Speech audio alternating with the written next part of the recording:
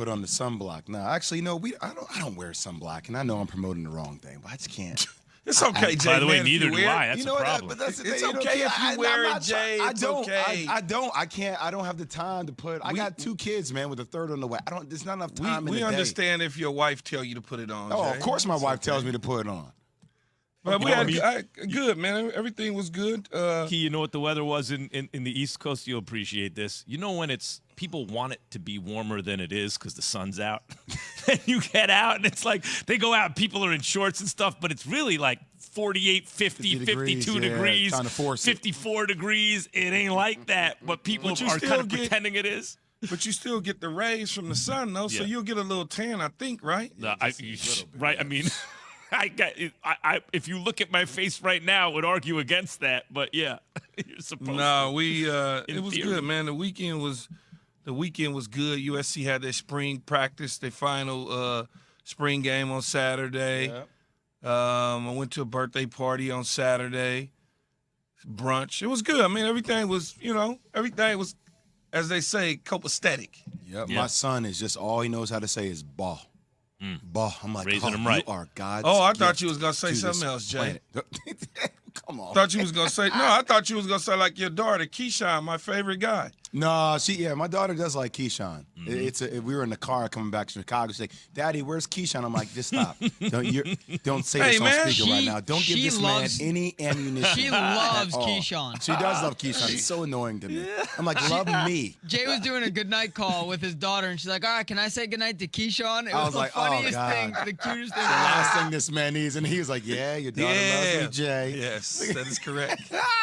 I'm probably like a cartoon character to her. So, know who else is like a... All right.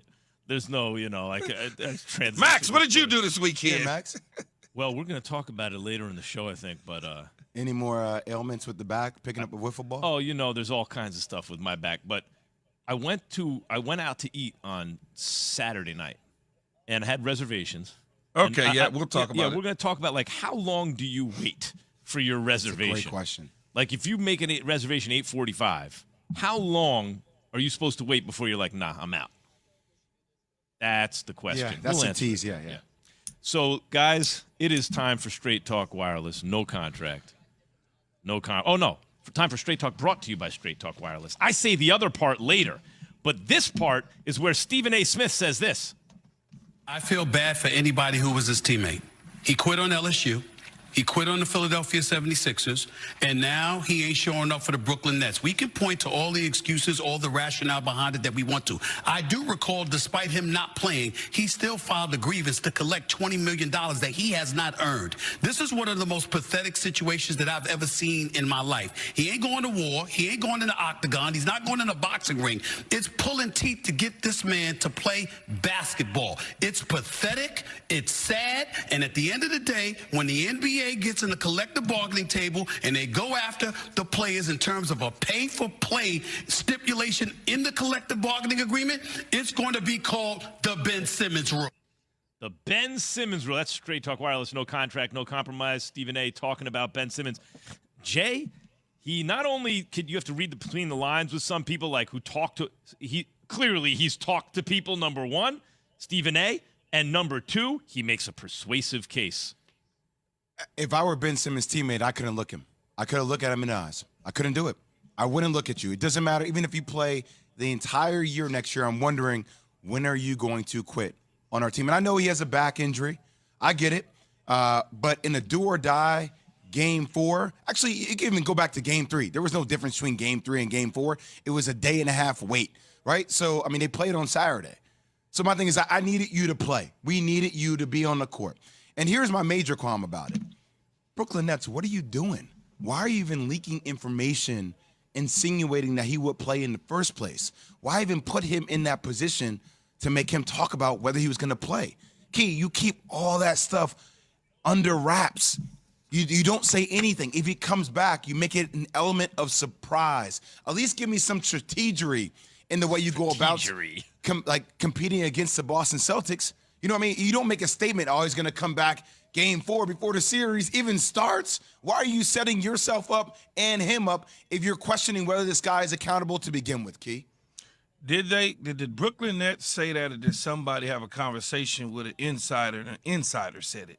Because I don't ever recall the actual Brooklyn Nets stepping out and saying it. Jay, you're close to the situation in the organization there, so you probably have a little more deeper intel than myself. Here's what I would say about Ben Simmons, and I understand what Stephen A. is saying.